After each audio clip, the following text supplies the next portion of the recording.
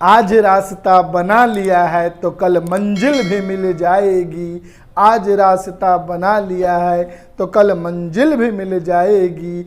हौसलों से भरी यह कोशिश एक दिन जरूर रंग लाएगी। नमस्कार दोस्तों, मैं मुकुंद मोहन आपको अपने YouTube चैनल पे हार्दिक स्वागत करते हैं। दोस्तों, अगर सफल होना है, अगर आप कुछ पाना चाहते हैं तो मेहनत तो करना पड़ेगा, तपना तो पड़ेगा, क्योंकि आजकल जो एग्ज़ाम का सिलेबस आ रहा है थोड़ा सा टफ हो रहा है। दिन प्रतिदिन कंपटीशन बढ़ता जा रहा है, तो इसमें वही बाजी मारेंगे जो रेगुलर कंटिन्यूटी अपना अध्ययन कर रहे हैं। तो चलिए ज़्यादा विलंब न करते हुए हम आज की क्लास काफ़ी इम्पॉर्टेंट और काफ़ी इंटरेस्टिंग होगी। ये थियोरेटिकल क्लास होगी, इसमें ऑब्जेक्टिव क्वेश्चन नहीं होंगे, लेकिन बेहतरीन होगी। आपको काफ़ी मज़ा आएगा। स्टार्टिंग में तो थोड़ा सा लग सकता है आपको कि क्या क्या मिल रहा है, लेकिन धीरे धीरे इसके हम गहराइयों में उतरते जाएंगे और काफ़ी मज़ेदार क्लास होने वाला है। तो चलिए विलंब न करते हुए आज की क्लास शुभारंभ करते हैं। देखिए, आज हमारा जो टॉपिक होगा वो होगा किसके बारे में? वैज्ञानिक प्रगति के बारे में। किसके बारे में होगा? वैज्ञानिक प्रगति के बारे में। अब आपको पता होगा कि परमाणु ऊर्जा जो कार्यक्रम है, भारत में परमाणु ऊर्जा क्षेत्र में अनुसंधान में विकास की आधारशिला किसने रखा था? ये रखा था डॉक्टर होमी जहांगीर भाभा ने। किन्होंने रखा था? डॉक्टर होमी जहांगीर भाभा ने। और आपको याद होगा कि 10 अगस्त 1948 को डॉक्टर होमी जहांगीर भाभा की अध्यक्षता में परमाणु ऊर्जा आयोग की स्थापना की। कब की गई? 10 अगस्त 1948 को। ध्यान रखिएगा। 3 अगस्त 1954 को परमाणु ऊर्जा विभाग का गठन किया गया और परमाणु ऊर्जा विभाग प्रधानमंत्री की अध्यक्षता में कार्य करता है। परमाणु अनुसंधान एवं विकास केंद्र की मुख्य बातें, जिसको शॉर्ट में BARC कहा जाता है। देखिए, परमाणु अनुसंधान विकास के मुख्य केंद्र कौन कौन से है? बातें नहीं, केंद्र, सॉरी। पहला क्या था कि भाभा परमाणु अनुसंधान केंद्र, इसे कहा जाता है BARC। अब इसकी जो स्थापना है वो की गई थी 3 जनवरी 1954 को। कब की गई थी? 3 जनवरी 1954 को। और इनका जो स्थापना के समय नाम था वो नाम क्या था? परमाणु ऊर्जा प्रतिष्ठान, AEET। चलिए आगे हम पढ़ते हैं नेक्स्ट पेज की ओर। उम्मीद है कि आपको ये PDF जो है काफ़ी शानदार विजिबल होगा, दिख रहा होगा। कह रहे हैं कि 24 जनवरी 1966 में डॉक्टर भाभा के आकस्मिक मृत्यु के बाद 12 जनवरी 1967 में इनका नाम भाभा परमाणु अनुसंधान केंद्र रखा गया। जब आपसे इसका मुख्यालय पूछा जाए तो इसका मुख्यालय है दोस्तों ट्राम्बे। कहाँ मुख्यालय है? ट्राम्बे। महाराष्ट्र भारतीय परमाणु ऊर्जा कार्यक्रम के जनक डॉक्टर होमी जहांगीर भाभा। भाभा परमाणु अनुसंधान केंद्र के वर्तमान निदेशक अजीत कुमार मोहंती। अजीत कुमार मोहंती। इंदिरा गांधी परमाणु अनुसंधान केंद्र IGCAR। इनकी जो स्थापना है 1971 में कलपक्कम, तमिलनाडु में। 1971 कलपक्कम कहाँ पे है? यह सर तमिलनाडु में। वर्तमान में इंदिरा गांधी परमाणु अनुसंधान केंद्र के निदेशक कौन है? B वेंकट रमन जी हैं। Raja Ramanna centre for advance technology RRCAT। और इनकी जो स्थापना है 1984 में। इंदौर ये है मध्य प्रदेश, मामा की नगरी। Atomic mineral division Hyderabad Telangana में है। जो एटॉमिक मिनरल डिवीजन है कहाँ है? ये हैदराबाद तेलंगाना में। Variable energy cyclone centre Kolkata Paschim Bangal में। कोलकाता पश्चिम बंगाल में। परिवर्तनीय ऊर्जा साइक्लोट्रॉन केंद्र VECC, ये भी है आपको कोलकाता में। परमाणु खनिज अन्वेषण और अनुसंधान निदेशालय AMD हैदराबाद। देखिए ये इम्पॉर्टेंट नहीं है, बस जानकारी के लिए कर लीजिए। इम्पॉर्टेंट जहाँ से स्टार्ट होगा मैं आपको बताऊंगा, वहाँ पे आप अपनी जो है निगाहें एकदम पैनी रखिएगा। सार्वजनिक क्षेत्र की संस्थाएं कौन सी है? Uranium corporation of India limited Jaduguda Jharkhand, nuclear power corporation of India limited Mumbai, भारी जल board Mumbai, electronics corporation of India limited Hyderabad में। ये आपका टेबल इम्पॉर्टेंट नहीं है, इसीलिए इसको उतना वो नहीं करना है, हमें वही पॉइंट पढ़ना है जो हमारे लिए काफ़ी बढ़िया हो। वैसे आप देखेंगे तो इसमें दिया हुआ है कि किसका क्या है, जैसे तारापुर किससे आया, इतना वाटिका 1969 में हुआ, रावत बाटा 1973 में, कलपक्कम 1984 में, नरोरा 1991 में। इतना याद करने की जरूरत नहीं है, बस आपको जो याद करना होगा मैं आपको बताऊंगा जो काफ़ी इम्पोर्टेंट होगा। देखिए ये सब आप बस स्क्रीनशॉट ले लीजिए, ये काम का नहीं है। जहाँ से आपका इम्पोर्टेंट होगा मैं खुद कहूँगा कि ये सब काफ़ी इम्पॉर्टेंट है और उनको आप ध्यान रखिएगा। देखिए अब जो पॉइंट स्टार्ट होगा यहाँ, ये जो नोट लिखा हुआ है ये याद रखना है आपको कि भारत का सबसे बड़ा अनुसंधान रिएक्टर कौन है, तो साइरस तापीय रिएक्टर। यह कनाडा के सहयोग से 10 जुलाई 1960 को BRC में स्थापित रिएक्टर है।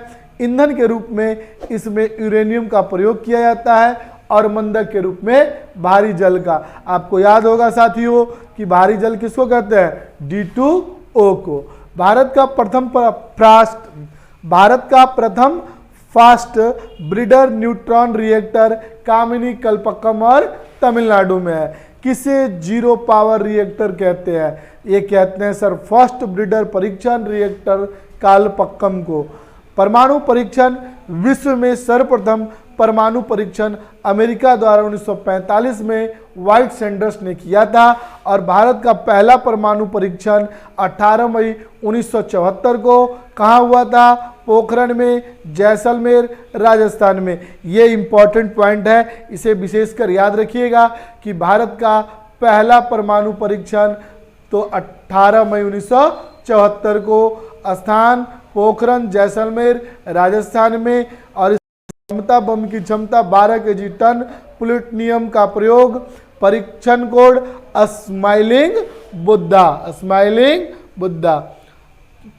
तत्कालीन प्रधानमंत्री कौन थे उस समय, तो उस समय प्रधानमंत्री थे इंदिरा गांधी और राष्ट्रपति थे बीबी गिरी। और दूसरा परीक्षण की बात करें दोस्तों तो 11 एवं 13 मई 1998 को, स्थान पोखरण, जैसलमेर, राजस्थान। और इसका नाम क्या था, शक्ति 98। इसमें कुल 5 नाभिकीय परीक्षण किए गए। और तत्कालीन प्रधानमंत्री और राष्ट्रपति कौन थे उस समय दूसरे के टाइम में, अटल बिहारी वाजपेयी। और उपराष्ट्रपति थे राष्ट्रपति थे KR नारायण। शक्ति 98 को सफल बनाने का श्रेय 3 वैज्ञानिकों को जाता है।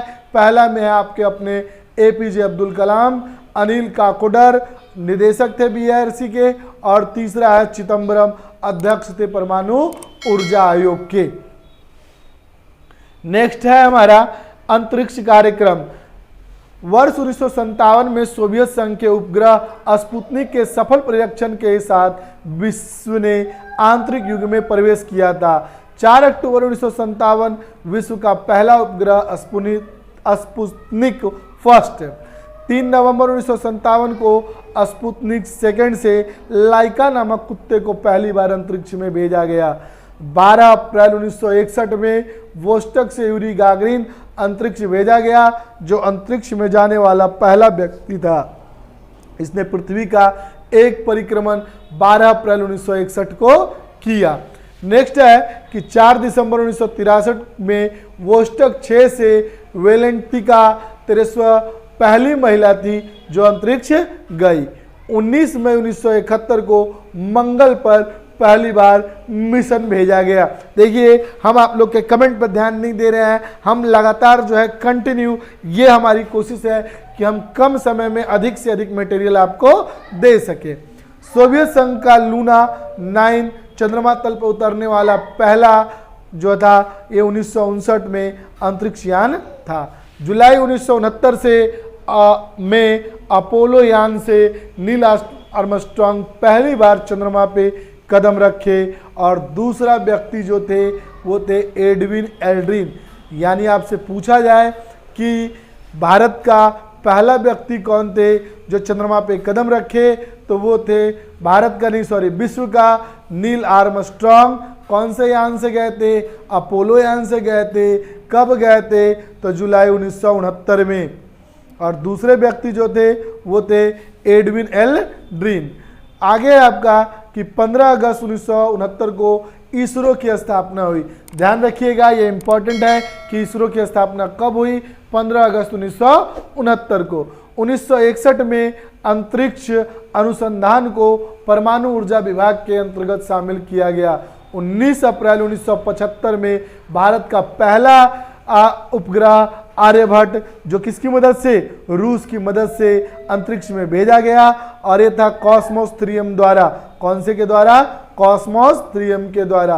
3 अप्रैल 1984 को USSR की सहायता से सोयूज T2 द्वारा अंतरिक्ष में भारतीय राकेश शर्मा को भेजा गया। जब भी भारत का बात पूछा जाए, आपको भारत की बात पूछा जाए तो राकेश शर्मा, ध्यान रखिएगा।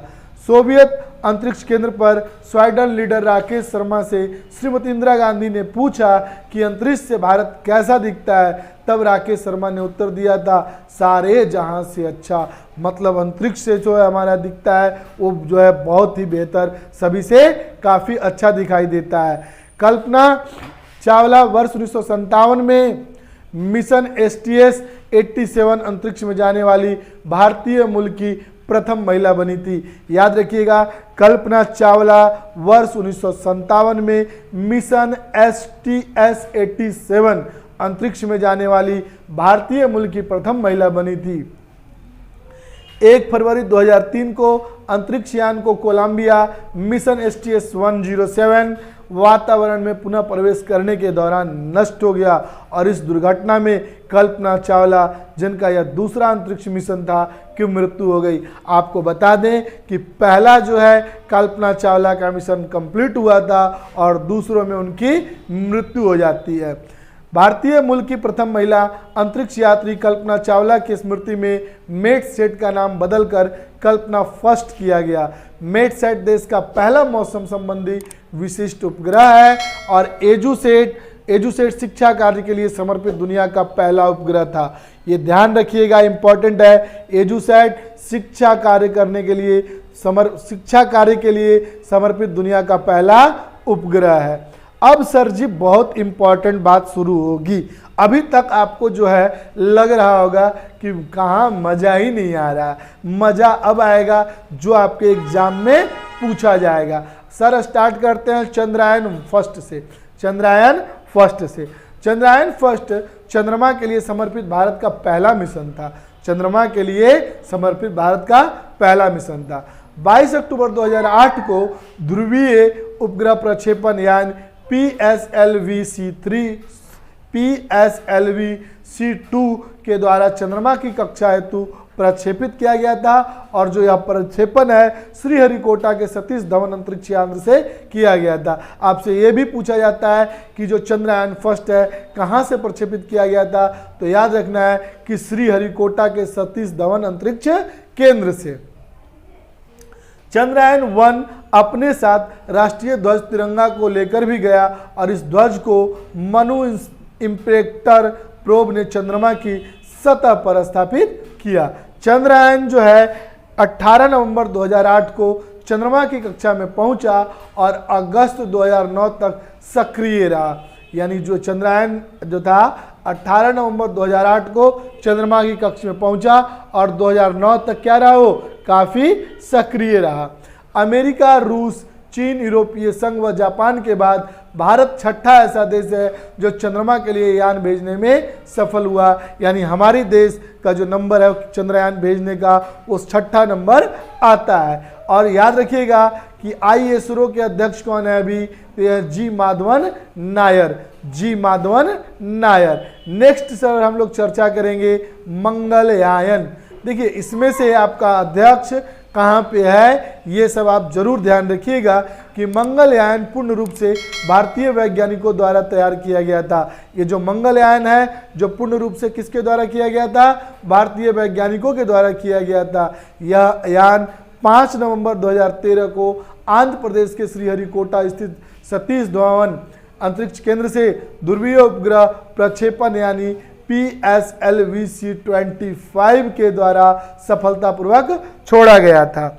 24 सितंबर 2014 को यह मंगल ग्रह की कक्षा में प्रवेश कर गया।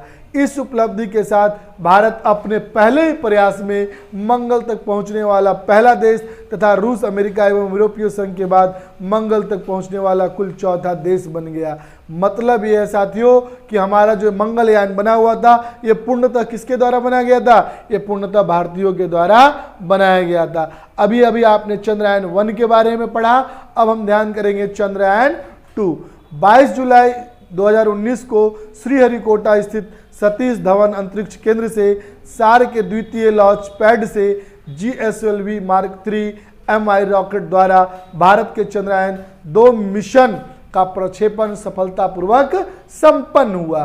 चंद्रयान 2 ऐसा पहला मिशन है जो चंद्रमा के दक्षिणी ध्रुव पर पहुंच कर वहां पे अनुसंधान संचालित करने हेतु लक्षित था। चंद्रयान 2 मिशन के अंतर्गत एक ऑर्बिटर, लैंडर एवं एक रोवर शामिल थे। ऑर्बिटर से अलग होकर 7 सितंबर 2019 को चंद्रमा के दक्षिणी ध्रुव में लैंड करने की जो प्रक्रिया के दौरान लैंडर का संपर्क ISRO केंद्रों से टूट गया और इसके जो अध्यक्ष है वह के शिवान। चंद्रयान 2 के ISRO के अध्यक्ष थे कौन है? के शिवान। भारतीय रक्षा प्रौद्योगिकी। अब बात करते हैं कि वर्ष 1958 में रक्षा अनुसंधान एवं विकास संगठन DRDO की स्थापना हुई।